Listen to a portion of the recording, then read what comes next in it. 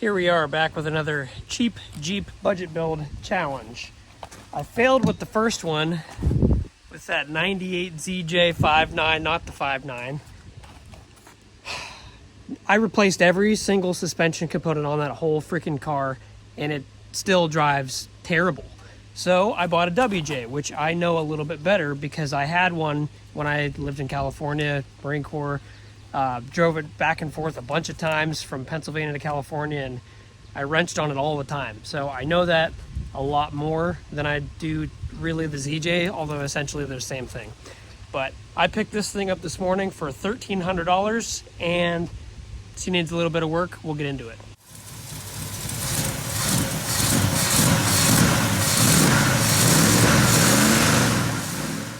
So I apologize if you guys hear wind noises right now, but I think a thunderstorm is maybe going to roll in. But what makes this thing so special is this is a 2002 Jeep Grand Cherokee Limited with the 4.7. I thought it had the 4.0 when I went to pick it up. It had the 4.7. It's got 200-something thousand miles on it. Not super thrilled about that because the 4.7s are not great after like 150K. But that's neither here nor there. The reason why I bought this over a couple other WJs that I was looking at, this has Quadra Drive. Now, for those of you who are not familiar with Quadra Drive, essentially it's the birth of one of the greatest four-wheel drive systems ever on a Jeep from the factory. That's not technically a Rubicon. So what the Quadra Drive system is, it's essentially Quadra Track 2 or Quadra Track 1 for you ZJ guys. Has a limited slip rear end, it has an all-wheel drive transfer case. But here's the kicker. It has Vari-Lock axles, rear and in the front. Now what that means is it's essentially a hydraulically controlled locker from the factory. Now, if you're not super familiar with kind of how that works, the power is sent to whichever wheel has the most traction here in the back. Now, what's great about the Vari-Lock axles in the 247 transfer case, it can divvy up the power between left and right, send 100% left, 100% right, 50%, 20%, whatever variation that it deems necessary based on slippage. Now, when both of these rear tires slip, I believe that's the correct terminology, the front kicks in, and the front has the exact same thing that the rear has. It has a variable control based in the axle itself, which allows it to send the most torque to the wheel with the most traction. Or if both front wheels have traction, it's basically a locker. Both wheels spin. Now the ZJs did not have that from the factory. They had a nice limited slip in the rear end, and that was great. But for the front, only one tire would spin at one time, not giving you the most amount of traction. The WJ really stepped up the game with their Quadra Drive system that they've then built off of from there. But the Quadra Track 1 system on the ZJ was essentially like the guinea pig of that. But really where this thing shines is the Quadra Drive system with the Vari-Lock axles. You can see that it's a little bit dirty. I did test them when I finally got this thing home, and I tested it out back in my woods. It works, and it works really well. If you've seen anybody wheel with these, basically in a stock configuration, because it has a little bit harder time when you throw bigger tires and stuff at it in the lift. But stock configuration, most dudes don't get stuck anywhere with this thing. The tires just keep spinning and spinning and spinning until you actually get out of the hole that you're in. So that's a little bit of the backstory on the Quadra Drive system here. I'm super excited to have it. I've always wanted one. I have a Select Track in my WJ Laredo over there in the weeds, and I had a Quadra Track 2 system on that 99 WJ that I had from California. Quadra Drive, you can't beat it. For a $1,300 Jeep with essentially lockers front and rear, show me how much it costs that much to put lockers in your front and rear of your vehicle. And if you have this and it's in decent working order and your diffs are well serviced and your transfer case is well serviced, it's going to work really great. So this is not going to be a crazy rock crawler. It's not going to be an insane mutter. This is going to be a little, crappy weather beater. So, but I am going to make it nice because I don't like driving around rot boxes. We got rot here and rot pretty much in the same spot there. Rocker panels are essentially non-existent. Tires are okay. Headlights need buffed out. Rockers, same deal here. There's a stick in the window because this window is off the track. And the bushing needs replaced. Honestly, the thing drives pretty straight for the suspension being completely tired. Nice leather interior. Seats have seen better days. Might see if I can find some junkyard ones. If not, I have some 99 ones sitting over in that Laredo over there. They're black, but we can, paint them to try to match these. But honestly, those ones are more comfortable than these ones. I always hated this crazy back seam. It really rests on your spine if you're kind of a skinny dude. So, heated seats. Quadra Drive. I have not cleaned this, by the way, so it's still kind of a disaster from the previous owner. This one actually had a pedal adjust from the factory, so that's kind of cool. Sunroof that does not appear to be leaking, so that's awesome. I got my ramps in there from the car hauler, but back seats are in fantastic condition. Rear's really not too bad, just needs cleaned up and washed. But here's the kicker. So when I got this thing, I was like, okay, I got another Grand Cherokee Laredo sitting over there. It's the same color, right? Same paint code, everything. Well, when I get home, I check the paint codes again. That one is PGR, which is like a slate green metallic. This one is PJR. This is an onyx pearl metallic. You think I can find matching fenders anywhere in the world? No. Why would I? So I kind of have an affinity of buying vehicles with like a one-off paint code or like a super rare paint code. Here we go again. It's same thing with the Wagoneer. I don't even know how they made that color in this year because it didn't come out then. But same deal here. Can't find matching parts. I don't want to paint anything, but I can't find anything anywhere. Oh yeah, also got another building put up. I put up a garage finally, so I'll do a tour of that later once I get this thing. Probably gonna shove it inside there at some point, but hi bud. Hello, sir. Overall, we have a really great starter vehicle. It drives great, given all the ripped out suspension components and no bushings to exist in any of the control arms, so pretty happy about that. Oh yeah, it does have a fuel leak. Forgot about that too. All right, we've been on vacation for about a week or so. While we were down in Virginia, I found a dude that had this paint matched car. The only freaking guy in like the entire country that had paint matched anything. So I got some fenders. One of the fenders is the other one's pretty nice. So we're gonna slap those on, and then all my parts came for the suspension, so we're gonna put those on as well. And I got the door regulator, so I'm gonna try to put that thing on now while I have spare 30 minutes and see if I can get this freaking window to work. Because while I was gone, the window went down and it's full of water. So better get this done. Old track is out. You can see this kind of broke off and became a little unraveled there. Here's a new one from 1A Auto. Looks identical. So just kind of toss it in there like this. Get it up on the window so it can hold. Do the clips. Do the regulator itself. Get that all tied back in. Not super hard. Okay, new regulator's back in. You just kind of slide it up and in. Bolt everything down, test it to make sure that it works. I'm going to move this section here that has these little pins in here to pull the window out of it. Move that up a little bit so I can drop this window down in place, secure it with the pins, and then it should work just fine. You can kind of see what happened here. This started to unravel, so it's really simple, less than 10 minutes. So there's already a video tutorial on this, but basically there's some pins that are on this plastic portion on the glass there. See where my finger's at right there. You want to push those pins inside there so the window actually gets locked onto its track, and then you can push those metal pins onto that part of the white, and then it locks the window in place. But you can see the window's kind of crooked right now. This one is not in place, so I'm gonna have to play with that for a minute and kind of get it stabbed in there.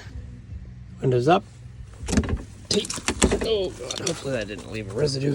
All right. Works good. That needs more grease. Up is a little slow, but truck is also not on, so, but it works. Good morning, everybody. God, it's bright. Okay. We're gonna start on this thing finally. I'm gonna throw it in the garage. Did I even have a garage when this? Yeah, I did have a garage. It wasn't complete though.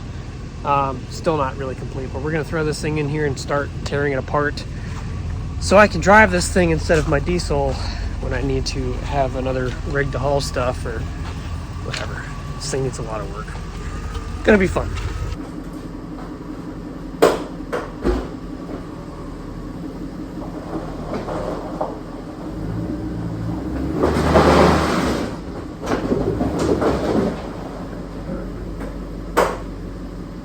Tires suck.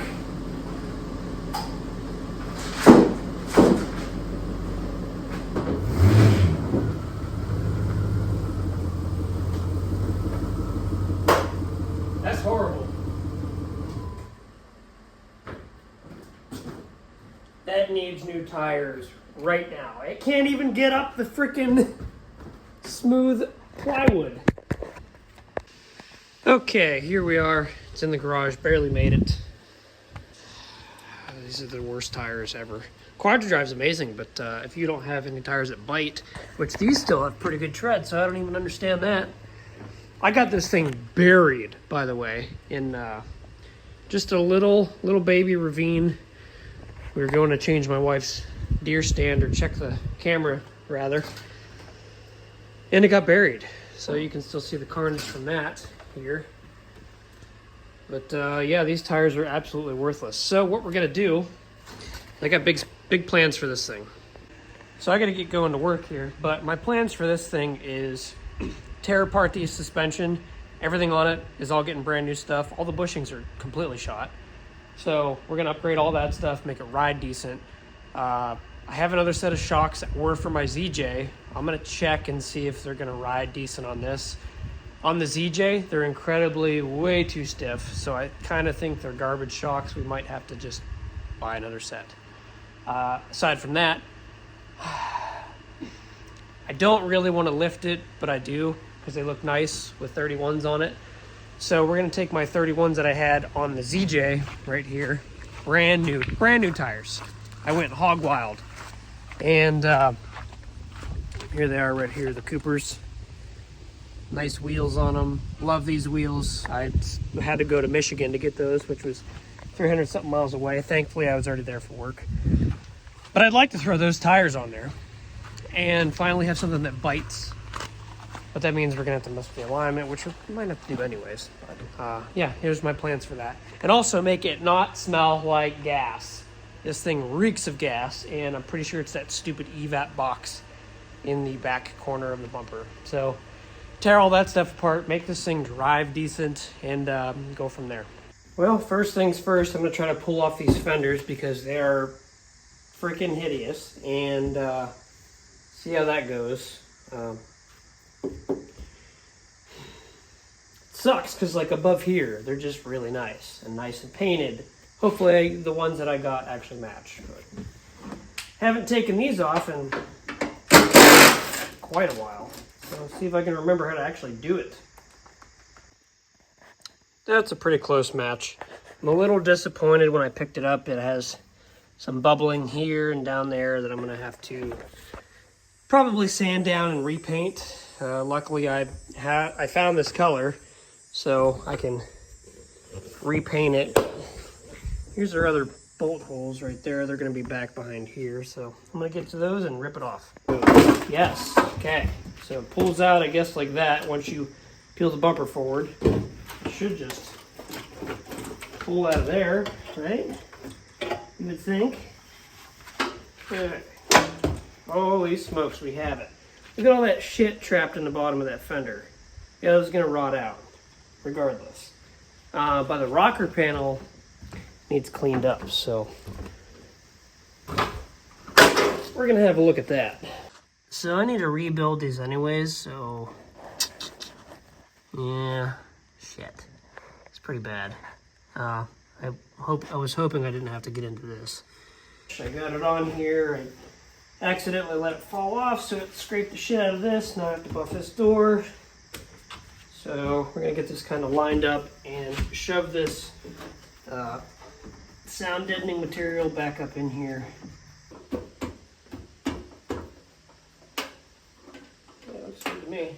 I don't even think I did this on my wife's Jeep. I think I kind of just slapped it on, or just accidentally got it perfect, but.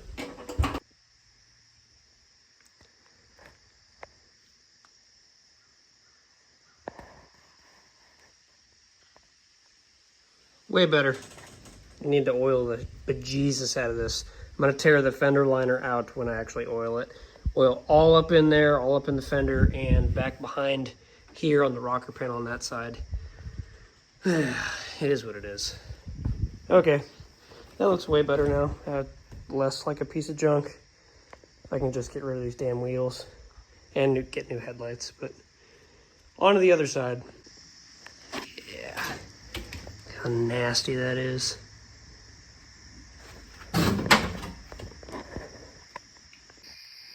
As you can see, it's evening now. I just got this one finished up. I got to push in the liner around there, but pretty close color match. Tired of this thing, so before I go to sleep here, I'm gonna pop these new shocks on so I actually don't have to do this. I have birds in here that will not leave me alone. They left their nest, I kicked them out of here, and they won't stop hassling me, so I need to put a insulated board system up here to get rid of them. Anyways, these are on, so this finally holds itself up. Yeah, it's pretty nice. Nothing like new shocks. Cool. Yeah, looks good for today. I think I'm gonna call it, and we're gonna address these rocker panels eventually. So bad. So we're back on the Jeep today. Say hi, Ava. And I noticed that when I was moving some boxes around and stuff, we have mice. Hi, mice. And we got to get these mice out because they're going to wreak havoc in my garage. So I pulled one of the boxes out that had a shock in, and they were hoarding a bunch of candy and stuff in there, which can only be found in the bottom of these seats. Hi. Oh, hi. She loves these seats. They're so comfortable. It's like a couch. So I think what we're gonna do is, this thing's pretty gross. I'm gonna get all the stuff out of here. Bye. Oh, hi. Or bye, I guess. I'm gonna get all the stuff out of here. Ooh, Dad. All right, I'll close it. Watch out, watch your hands. I'm gonna vacuum all this stuff out so they get the heck out of here. And I also put some traps in here, so. Okay, so here we are again, another day. I started tearing off the bumper last night.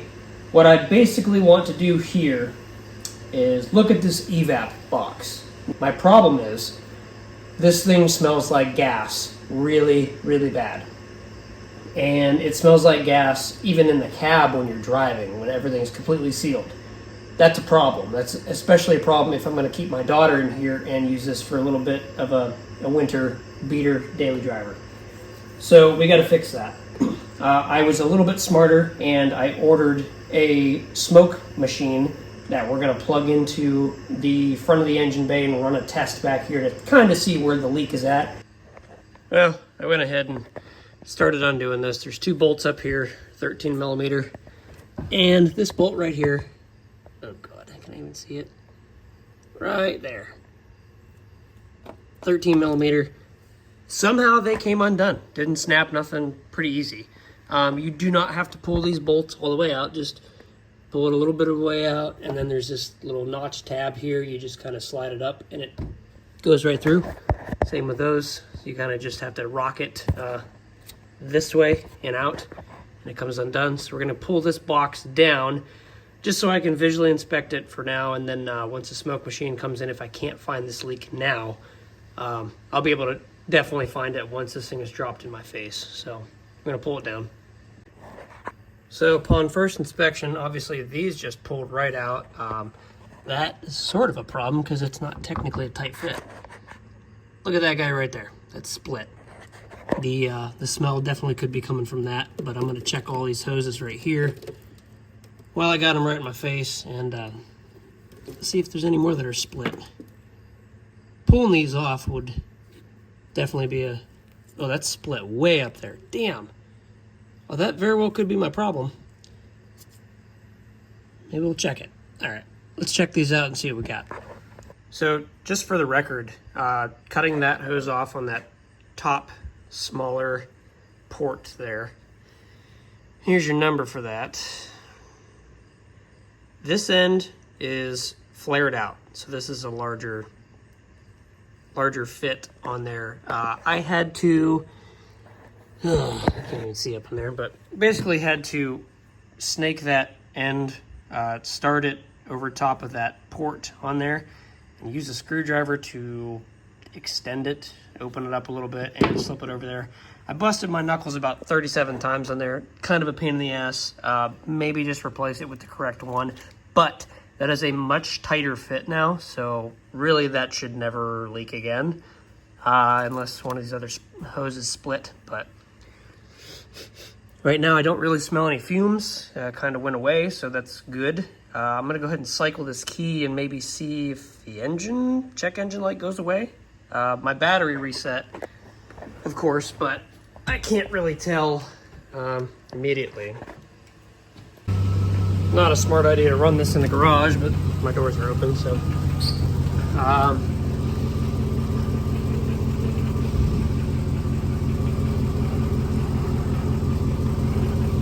Yeah, I mean, I smell a little bit of gas fumes, but not nearly as bad as it was. And it's also not idling super erratically, like it would hardly stay running before.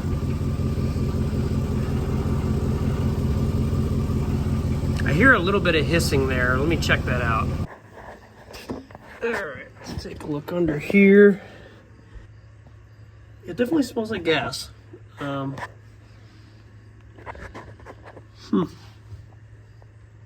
Ooh. I see a gas leak. What is it? Yep. That's gas. Where's that coming from? Uh-huh. There we go. Found it. Okay. Damn, I kind of knew that's leaking a lot of gas. Holy shit.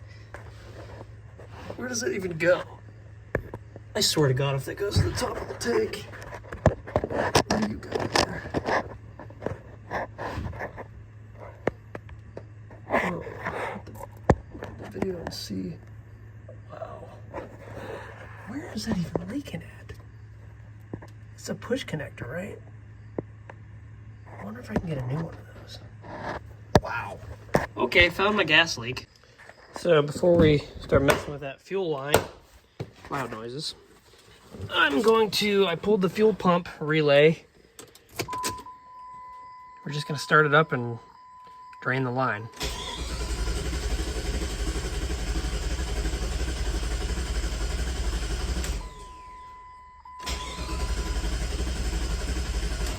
Okay, should be drained.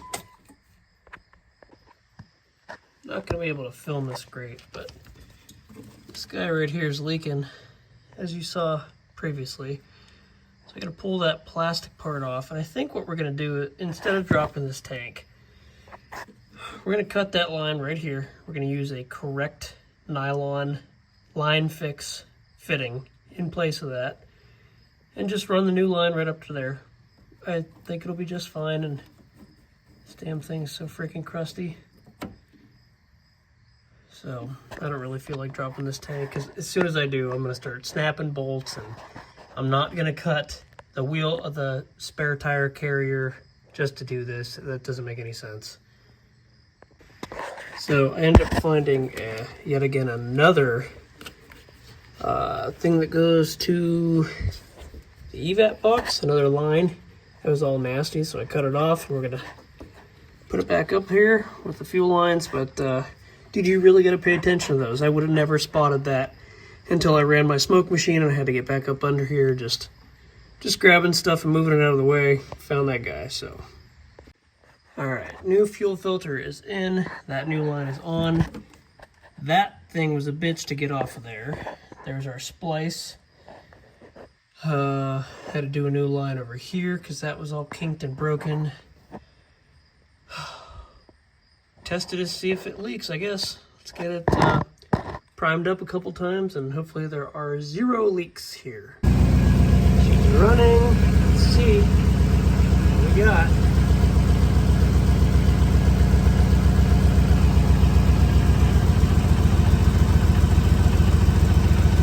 Don't see nothing. Focus better? Come on, camera. Yeah. So hopefully that fixed it, but I'm gonna call it quits for today. I've been pretty much working on this damn thing all day, so that's a huge victory. Well, I'm sitting here trying to get this upper control arm in, and I thought, damn, it smells like gas. Well, wouldn't you know it? That stupid fitting.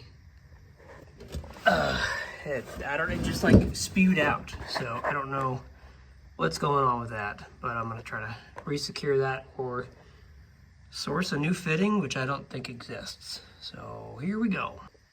Okay, so after that thing decided to splurge out, I grabbed it and kind of turned that little plastic piece in the end of that metal one, and I just pushed it real gently towards the filter a little bit, and it snapped in place, which it didn't snap in before. I had just assumed that it locked in place, but now with like no pressure, it did snap in. So I think that's secured now. It shouldn't leak, but I will keep an eye on it.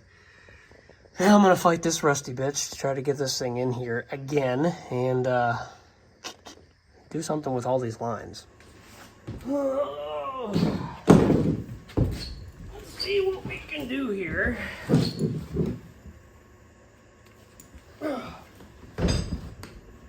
Also tried to knock it off the jack stands. There we go. Sometimes you gotta think a little bit smarter than what you're doing.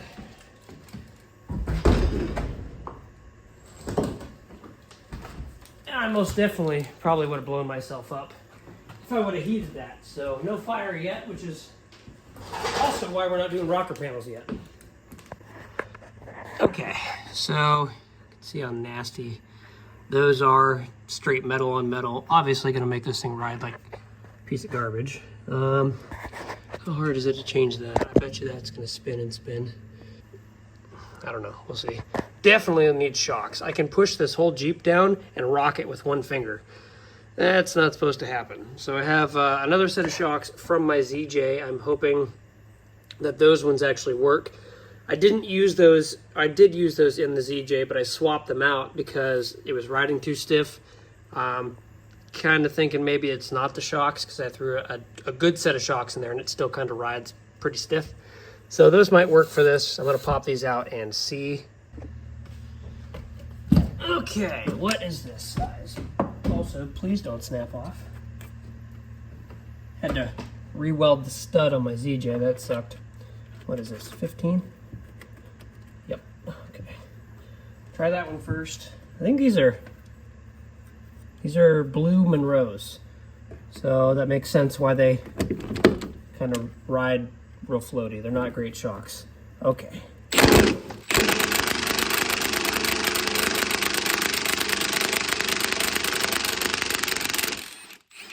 Nice, we didn't snap anything off. Cool, that's a first. Get an adjustable wrench on this side. We're gonna go ahead and throw the impact on that side. There. You welded? Oh, Jeep got smart and welded that, nice. Shouldn't be able to do that easily. Oof. Here's the old shock, clearly a Monroe shock. Don't know how many miles. This looks pretty old. I mean, it might have worked for this. So, old shock has a bushing in it. The new shock, which fits a ZJ, did not have a bushing in there. I don't know, did I? You know what, it might have been these. So I need to try to find a bushing to fit in there or else this thing's just gonna go all over the place. The bottom looks like it'll works still, so that's cool. Top, we're gonna find some bushings. All right, so we got the bushing out. Basically what I had to do was keep heating up this rubber. It is like basically melted to the rubber inside here. So you gotta heat it up, and once I got it kind of poking out, I grabbed it here with my vice grips, heated this up again, and just kind of wiggled it back and forth until it came loose. Now we can just slip it right in there, and it should be a perfect fit. I might need to heat this up again to press it in there so it actually like sticks to it, but yeah, we should be okay. So that was still hot enough and stretched out. I just kind of pressed it in place, and yeah, we're all good there. I'm gonna make sure that this actually fits up in there before I get too carried away or just order new shocks. But hopefully we can save some money and see if these will even work. I mean, the ride might be pretty shitty, but if it is, we can just get new shocks. But right now these are free, so we're gonna see what we got. So for all the people that love talking smack, ZJ shocks in the rear will fit. This is not fully pressed in there. I had to spread these out a little bit further. This bushing's a little wider. Same with this tab. I had to pull this out a little bit wider, but it went in, secured. I'm gonna leave this guy undone because I forgot that we have to pull the coil spring out anyways to do these isolators. So probably gonna have to go ahead and pull the sway bar link off so I can droop these completely flat. Do the isolators, throw the lift in there. Yeah. Do one side at a time here.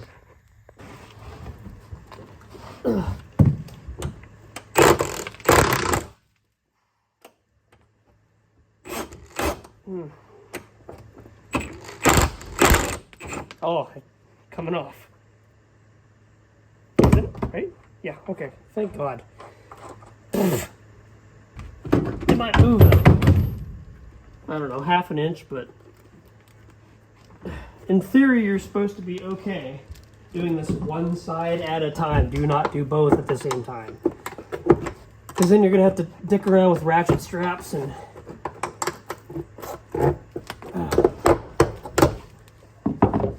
not fun. I got stuck in a parking lot once doing that. I was on base and had to get somebody to take me to go get some ratchet straps. Okay. Yeah, that moved a little bit, but still moving. Why are you moving? Yeah, cracked bushings will just make everything kind of ride like shit. So just pay attention, crawl under there and see what you got going on. But I'm gonna match these up with my new control arms and get the new ones over here and do one side at a time. New control arms matched up. This paint is most likely just gonna chip off or rust away pretty quickly. I know that because I drove my ZJ after getting that all fixed and all new suspension components on there. I drove it, I don't know, a month maybe, and maybe put 60 miles on it. And they all just started rusting away. So, oil your vehicles. All right, so what we're gonna do is we're gonna just make sure this is nice and out of your way. Just go a little bit at a time. See how quickly that thing is pulling up.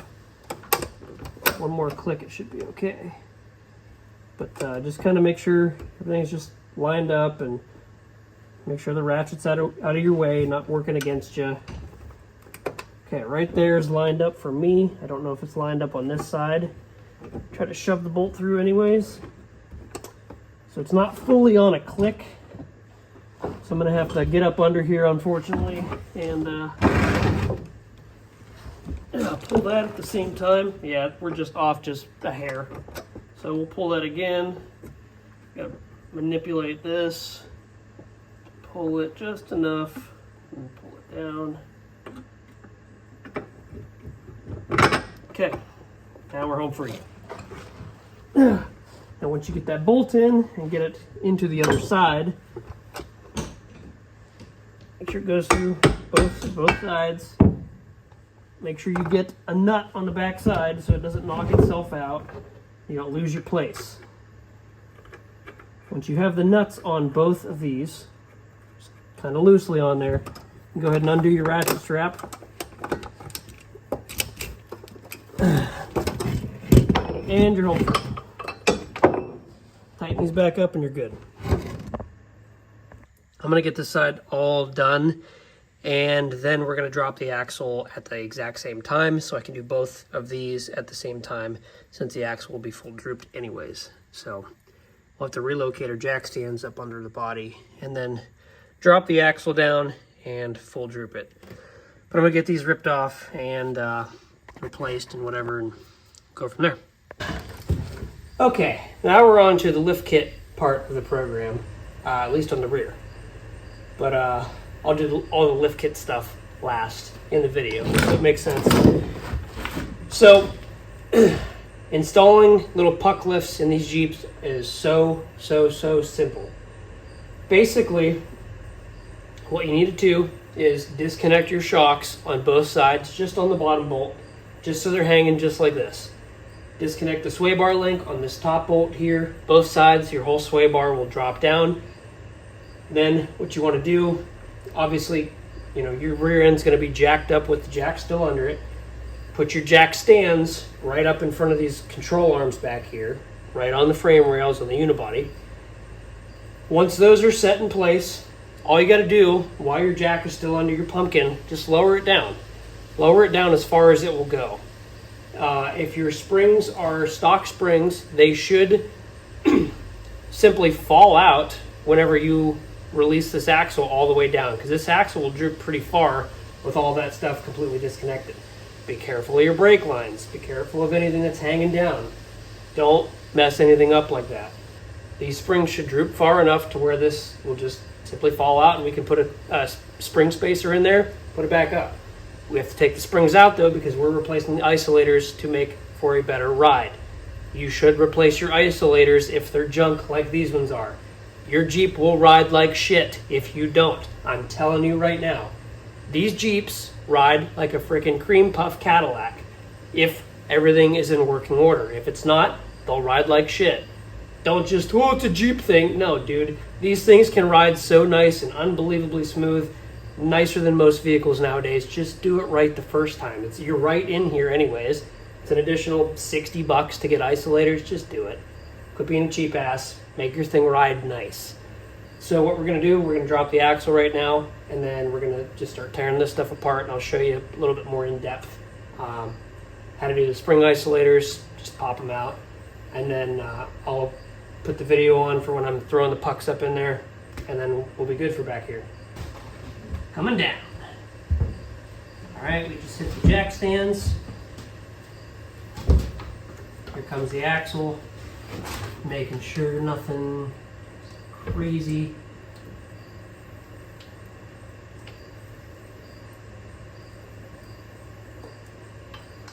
Make sure we're not pulling any brake lines. Okay, that's how far we got out of that. Okay, we'll get the light in here. Remember what I said about your brake lines. These are really tight right now. Just be careful.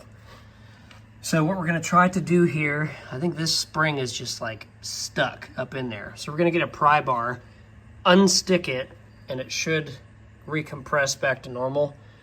And then we'll worry about digging out these isolators, cleaning up these spring perches, making sure they're not rotted. I have a feeling that they might be, so this might get interesting. Boy, these are nasty. I don't know if I've ever had this much problems with spring.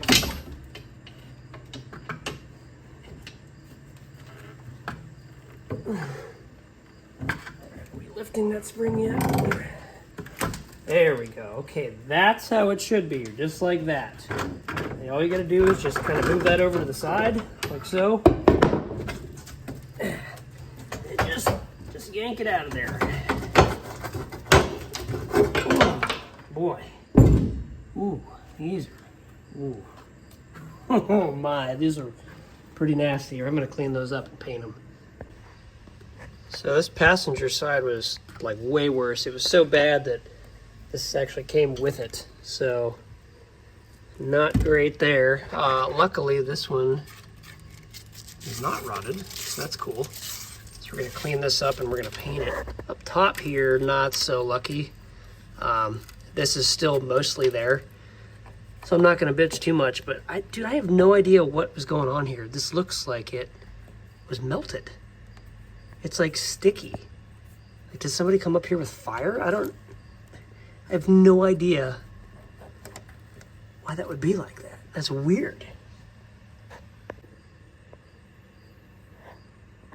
Well, there's the difference. If you kind of don't believe me, you know, that's bad. Yes, there's still rubber there, but not nearly as much as this, which is going to cause a lot more noise transference and bumpy feeling. So these will be really nice to put back in.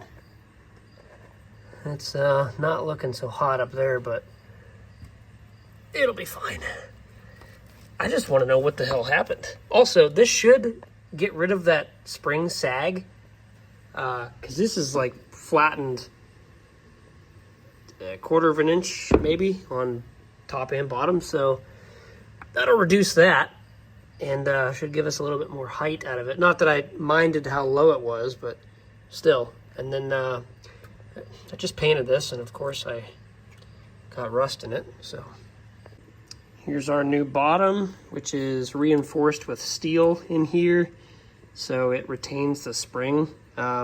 What you want to do also is grease these, because when they come up and down, they might squeak, and that sucks. You can see how roached these ones were. And yeah, this is just metal on metal now. So these are indexed. They can only go one way. You can line this hole up with this little nub right there. Just throw it on, and that's the way that it goes. Make sure you clock your springs right when you throw them back up in. Okay, we're back here on the driver's side now. After fumbling around with the passenger side, I wanted to just go ahead and show you what's going on this side. So I had to clean that up best I could, repaint it, just so it's nice and sealed. It's gonna get oiled, so it should just be all caked after that. For the rear lift, for this type of lift, these are, you know, the cheapest spacers you can buy. They're supposed to go up here. And then I believe your isolator goes right up here. It's been a long time since I did this. So the rough country ones, or any other ones that use the metal spacers, those would go down here, because it would extend this part, this like piping, it would extend that up. So your isolator would go on that, and it would cradle your spring pocket right there. So basically the problem that I'm having on this side, this is still intact. Our bump stop is still good. On the passenger side, you can see that it is not. It's like completely disintegrated. So that part essentially needs patched, because there's nothing holding the top of that spring in place. Once you put these spacers up there, it reduces the amount of that pipe that is showing. So if you just threw the isolator back in, and I'll show you the bad one just to have an example, you have maybe 3/4 inch, maybe 1/2 inch of rubber up there instead of 2 inches here. So that's going to cause a problem on that side, because there's nothing holding the spring in place. If it over flexes, this might pop out. I'm going to button all this back up and kind of see where this flex is at, and see if I need to take that back apart to find a new piece of piping to weld in there. But as of right now, I'm just going to try to figure this out and shove it back together. This is the time you really want a spring compressor. We're going to see if we can get her jammed up in there without one.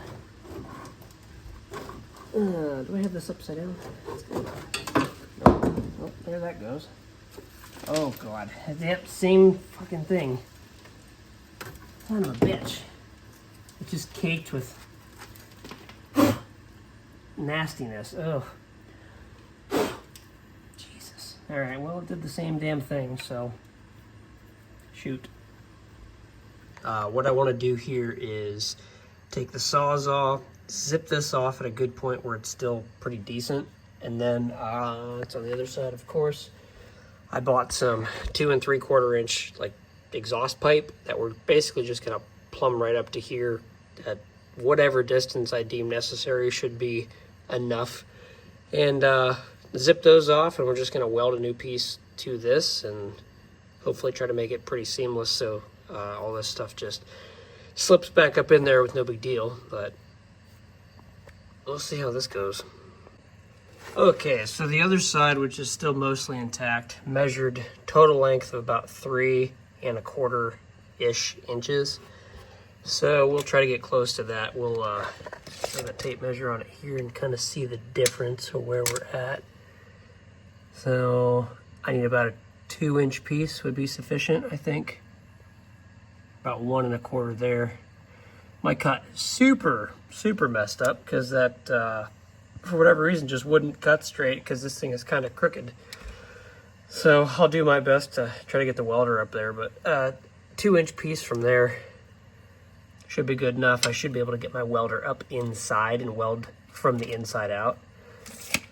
But yeah, I'll get that cut and try to get it mocked up here. All right, that piece of exhaust tubing welded on there pretty good. Didn't exactly get a super straight cut on that thing. And it looks pretty straight, but I mocked it up crooked on there, so whatever. It works. It's got enough tacks on there to make you nervous about my freaking welds, but it'll hold. I smacked it with a hammer and all it did was dent the side of it. So I think that's gonna be good. Okay, our coils are in on both sides. That's exactly how it should look like. This is fully compressed because I'm gonna put the wheels and tires on, put the shocks on, sway bar links, and pretty much button this whole thing back up. But that's how it should look. It should come down a little bit so it retains this coil spring. It can't fall out now. Okay. Now what I might do once I drive this thing around, this is metal on metal. It might be noisy, it might not be. So if that gets too noisy, I might just go ahead and throw on these isolators because they wrap around the metal pipe that's supposed to sit here anyways, so that would quiet all that down, quiet down any movement. But I'm gonna drive it around a little bit, kind of see where my creaks and rattles are still at, and go from there. But we're looking for a nice, plush, smooth ride. No squeaks, no bumps, no rattles. Good morning, everybody. We're back on the WJ again today. I think while we're already in the front with the jack here, I'm gonna try to drop the springs. Why am I upside down? What's going on? I'm going to try to drop this axle, drop the springs down so I can throw the new spring spacers in there, just tie up the front end, and then, I mean, at least we can get wheels and tires on it and kind of move it around if we have to. That one wheel well needs replaced. Oh, it's all rotten. Forgot about that. Shoot. I don't know. We'll figure it out as we go. No big deal. Again, always a good idea before you pull these completely out. Just line up the new ones, make sure you got it indexed correctly, what side is what side. Very easy to screw up on these. They're kind of goofy looking, but don't do that because then you'll be fighting weird stuff and having a bad time. Control arms are in, they're nice and shiny, they look good. Seriously, had those old ones ripped out, new ones put in, both sides, less than 10 minutes. So buy an Impact, specifically this one. Best money I ever spent, ever. We're gonna tackle the shocks next. These will be fun. Okay, bottom studs came out, bolts rather, not studs. The other side, I broke one of them, so I'll have to find a replacement for those. If these are factory, those would be pressed on, or they should be pressed on. All right, we got our vice grips up on that stud right there. So we're gonna go ahead and try to run the impact here and see what happens. And there we go, done. Easy peasy. Make shit simple on yourself. Okay, so if you're smart and you've been doing this for a while, you kind of maybe have figured out the best way to compress coil springs. In my opinion, it is to remove the sway bar. You don't really have to remove your shock because it'll have enough up travel. You want to get your axle jacked all the way up until it has complete load on it. Then after that, you're going to want to put your spring compressors right where they're supposed to go. These are not correct because I need to jack the axle up. I'm just demonstrating this for you. And all you got to do is just pretty much hand tighten them. Just make sure you have enough threads up here. You're good. Then all you have to do, let your jack down. These will do the work for you. It'll keep that spring completely compressed and not able to elongate, and it'll just drop it down. Slap the coil spacer in there, put it back up, jack it back up, hand unthread them, you're done. It's so simple. I'll show you.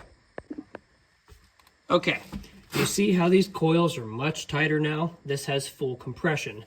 What that means is this is essentially full weight of the vehicle on itself compressing these springs to where they're probably supposed to ride, and by the looks of it, these springs are a little bit worn out. That's okay.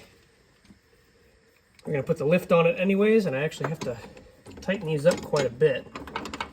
And you wanna make sure you get these in a place where they're not really gonna bind up too much on you, and it's gonna be a pain in the butt to get them off. Now what this will allow you to do is once you drop this axle down, what you're gonna do is just droop it. Just bring it back down. The coil is going to stay in its same spot that it is. It can't open up any further. This will allow you to have like so much more travel, however much travel your shock is going to give you. In this instance, about 8 inches. So pop this down. I'll show you. It should, in theory, pop right out. I've done it before, but you know, I've been surprised with things not working. Okay, so what this did here is it's stuck up on this guy right here, but it did come off of the lower perch. We can just undo this and put it back on the perch, but what we're looking for, we gotta pull this guy off of here. So what I'm gonna do, before I throw this guy up in there like that, I'm gonna grease all around this and grease where the coil goes on it. That way it doesn't have any squeaks. Because that shit will drive me nuts, and it'll probably drive it'll probably drive you nuts also. Well, shit. I did not pay attention to this. That is no good. You have to have that piece of metal coming up here to hold your spring in place. Your isolator only does so much. It's made of metal, obviously, because it holds the coil in itself. But you have to have metal up in here that holds this isolator still. Shit. We got a weld up here too. I wonder if it's like that on the other side. That's incredibly dangerous. That's a big no-no. You have to have a piece down here. All right, we've got our plate in place here. I drilled the hole out and tried to physically match it up with the other hole for the isolator location. I was just gonna weld in this little perch bucket that I made, but I kind of just want to put the plate here, but I'm worried either way that I do it about the location of where the coil is gonna sit, because in theory, I mean, you could pretty easily mess that up, which is not something that I really want to do. So just that being off a little bit can affect the ride quality tremendously. So I really hope that I don't screw this up. Find out what happens. So according to that WJ right there, it looks exactly like how I'm measuring it. So I'm gonna go based off of that, and should all be good. Everything else is in theory correct. That hole is lined up with the original hole for that isolator, so it should work. I'm just gonna weld it up and it'll ride. All right, there's my novice ass weld job. It will certainly hold. I just can't get decent beads anywhere on this thing. It's hard to get my helmet in there to weld anything, so this will hold. This is not coming off of here.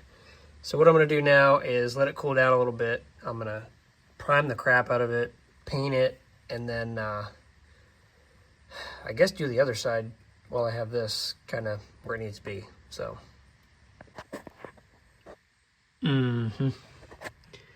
So while this is all still sort of intact, I'm going to go ahead and kind of eyeball where this is supposed to sit to begin with.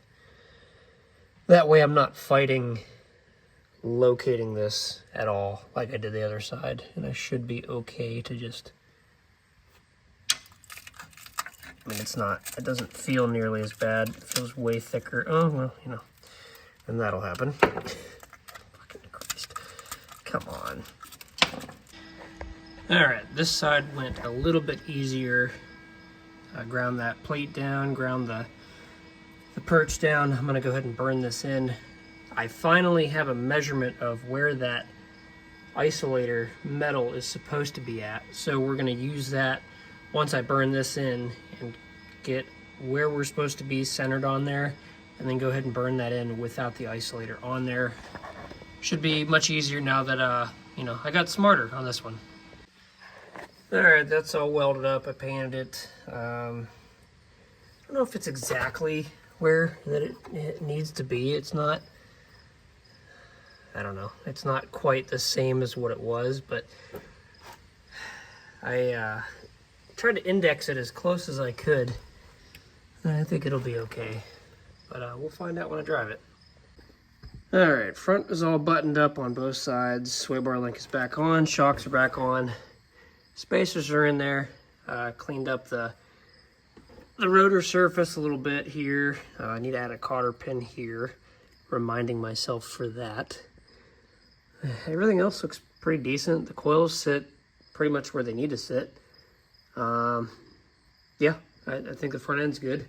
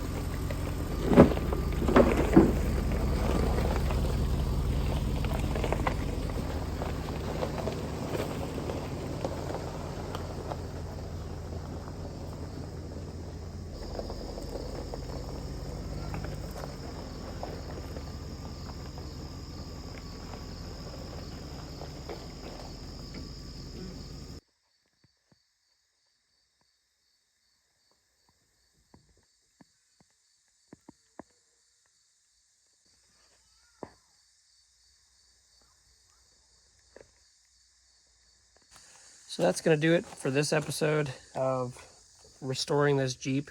On the next episode, I'm going to run that smoke machine on the evap canister. I think I still have a leak for sure. So we're going to source that out. I need to cut the front of the bumper to clear these 31s because probably, as you could hear in the video, it was rubbing really bad. They all do. And I also want to put that hitch on here. I have a factory hitch to throw on here with factory wiring and the factory bezel that should be here sometime next week. So I'll throw that on later. And then also we still have to do rocker panels and stuff like that. So other than that, that's going to do it for this episode. Thank you for watching Heisey Motors.